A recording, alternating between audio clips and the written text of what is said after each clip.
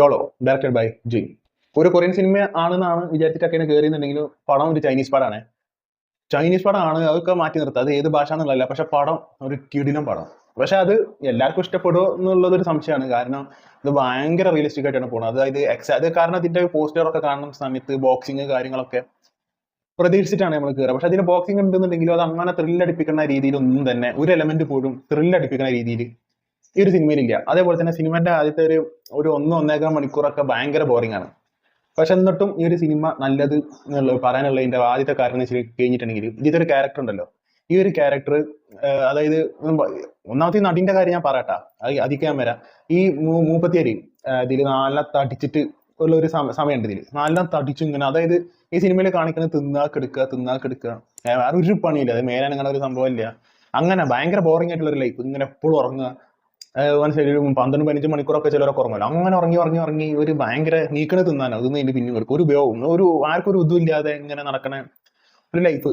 പക്ഷെ ആ ലൈഫ് നല്ല രീതിയിൽ അവർ കണക്ട് ചെയ്യിപ്പിക്കുന്നുണ്ട്. അതുകൊണ്ടാണ് നമുക്ക് ബോറടിക്കുന്നത്. കാരണം ആ ഒരു ക്യാരക്ടറിന്റെ ജേർണിയിലാണ് നമ്മൾ, മനസ്സിലായില്ല. ഈ പെണ്ണ് ഇങ്ങനെ ഒരു ബോറിംഗ് ലൈഫ് ഇങ്ങനെ ലീഡ് ചെയ്യുന്ന സമയത്ത് നമുക്കും ബോറടിക്കും. അത് ആ ക്യാരക്ടർ ബോറിംഗ് ലൈഫ് ലീഡ് ചെയ്യാനാണ്, അല്ലാതെ സിനിമ ബോറിംഗ് അല്ല. അത് ആ ക്യാരക്ടർ അങ്ങനെ ഭയങ്കര ബോർ ലൈഫ് ലീഡ് ചെയ്യുമ്പോൾ നമുക്കും ബോറടിക്കണം. അത് നല്ല രീതിയിൽ എക്സിക്യൂട്ട് ചെയ്യുകയാണെന്നുണ്ടെങ്കിൽ അത് അങ്ങനെ വരുള്ളൂ. അതാണ് ഞാൻ ഈ സിനിമ അതൊരു നെഗറ്റീവായിട്ട് പറയാത്തത്.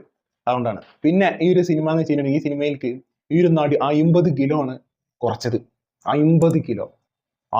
ഇതില് അതായത് ഈ ആക്ട്രസിന്റെ ഈ ഒരു ഇതുണ്ടല്ലോ, ഇത് ശരിക്കും തട്ടിച്ച് വീർത്ത് അങ്ങനത്തെ ഒരു കോലത്തിലാണ് ഇതിന് നടക്കുന്നത്. അത് സിനിമ കഴിയുന്ന സമയത്ത് ഇതിൽ വർക്കൗട്ട് കാര്യങ്ങളൊക്കെ കാണിക്കുന്നുണ്ട്.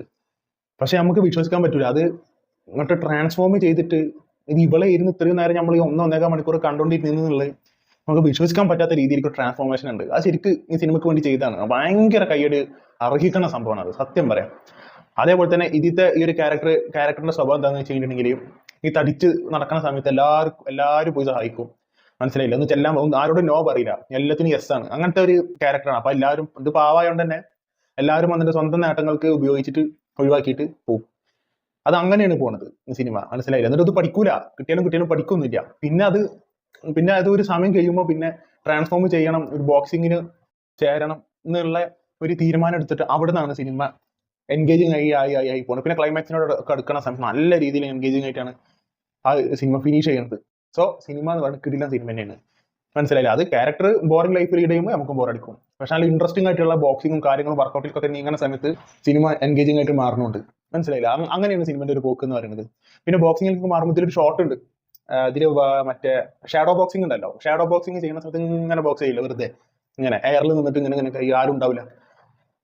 അങ്ങനത്തെ ഒരു ബോക്സിംഗ് ചെയ്യുന്ന സമയത്ത് ക്യാമറ ഇങ്ങനെ റൗണ്ട് അടിച്ചിട്ട് പോകുന്ന സമയത്ത് ഈ ഒരു ആക്ട്രസ് ഇങ്ങനെ ട്രാൻസ്ഫോം ചെയ്ത് വരുന്ന ഒരു സീൻ ഉണ്ട്. നിങ്ങൾക്ക് കാണുന്ന സമയത്ത് വരും, മനസ്സിലാവും. ഗംഭീരാണത്. ആ ഷോട്ടിൽ തന്നെ മനസ്സിലാവേണ്ട ഒരു ആക്ട്രസിന്റെ ഡെഡിക്കേഷൻ എന്താണെന്നുള്ളത്, മനസ്സിലായില്ല. പിന്നെ ക്ലൈമാക്സിനോട് അടുക്കുമ്പോൾ ഒരൊറ്റ ബോക്സിംഗ് മാച്ച് ഈ ഒരു സിനിമയിലുള്ളൂ. അതുവരെ ഇങ്ങനെയാണ്, ഇത് തടിച്ചിട്ട് എല്ലാവരും ഉപയോഗിക്കുന്നത്. അങ്ങനെ ഒരു ഇമോഷണൽ രീതിയിലാണ് ഈ സിനിമ പോണത്. പിന്നെ അത് കഴിഞ്ഞ് അതേപോലെ തന്നെ ഇതില് ബോക്സിംഗിൽ ഈ പെണ്ണ് നോക്കായിട്ട് കിടക്കും. നോക്കായിട്ട് കിടക്കുന്ന സമയത്ത് ജീവിതം ആലോചിക്കുന്ന ഒരു സീനൊക്കെ ഉണ്ട്. അതൊക്കെ ഭയങ്കര ബ്യൂട്ടിഫുൾ ആയിട്ടാണ് ഈ ഒരു സിനിമയിൽ അത് അവർ കാണിച്ചിട്ടുള്ളത്, മനസ്സിലായത്. നിങ്ങൾക്ക് സിനിമ കാണുമ്പോൾ മനസ്സിലാവും. അപ്പൊ അതുകൊണ്ട് തന്നെ എല്ലാവരും കണ്ടിരിക്കേണ്ട ഒരു സിനിമ. അത് അത്രയും കഷ്ടപ്പെട്ടിട്ടാണ് ഈ ഒരു മൂവി അവരെടുത്തിട്ടുള്ളത്. അത്രയും ആക്ട്രസ് കഷ്ടപ്പെട്ടിട്ടുണ്ട്. നല്ല രീതിയിലാണ് സിനിമ. അത് ആ ഒരു ആക്ട്രസിന്റെ ഇമോഷന് നമുക്ക് നല്ല രീതിയിൽ ഈ സിനിമയിൽ കണക്ട് ചെയ്യാൻ വേണ്ടി കഴിയും എന്നുള്ളത് തന്നെയാണ് എനിക്ക് പേഴ്സണലി തോന്നിയത്. 37 ഒരു ബോറിംഗ് ലൈഫ് ലീഡ് ചെയ്യുമ്പോൾ നമുക്ക് ബോറടിക്കും, 37 ചിരിക്കുമ്പോൾ നമുക്കും ചിരിക്കും. അങ്ങനെയാണ് ഈ സിനിമ മൊത്തത്തിൽ ഒട്ടും സിനിമ പോണത്. 2 മണിക്കൂർ 2.5 മണിക്കൂർ എന്താണ് ഡ്യൂറേഷൻ ഉള്ളത്.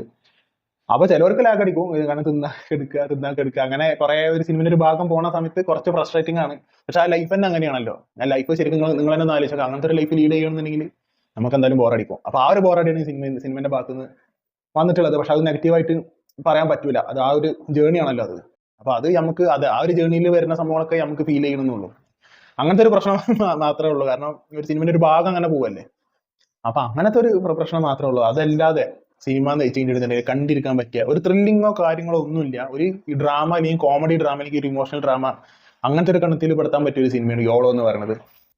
അപ്പൊ എന്തായാലും ഇത് കണ്ടിരിക്കേണ്ട ഒരു സാധനമാണ്, മനസ്സിലായില്ലേ. അത് ഈ പല കാരണങ്ങൾ കൊണ്ടും പെർഫോമൻസ് ഓറിയന്റഡ് സാധനമാണ്. അതിൽ നടി ഗംഭീരമായിട്ട് ചെയ്തിട്ടുണ്ട്. ബാക്കിയുള്ള ക്യാരക്ടേഴ്സ് ഒക്കെ വന്നു പോണ ഓരോ റോളുകളാണ് ബാക്കിയുള്ളവർക്ക് കിട്ടിയിട്ടുള്ളതെന്നുണ്ടെങ്കിൽ 37 ഗംഭീരമായിട്ട് അടിച്ചണ പെട്ടച്ചങ്ങട്ട് കിട്ടിയിട്ടുണ്ട് ആ ക്യാരക്ടർ. അധികം സംസാരിക്കാത്ത പക്ഷെ ഭയങ്കര പാവമായിട്ടുള്ള എല്ലാവർക്കും സഹായം ഇങ്ങനെ വാരി കോരിച്ചു ചെയ്യണത്, എന്നിട്ട് സ്വയം ചതിക്കപ്പെട്ട് എന്നിട്ടും പഠിക്കൂല.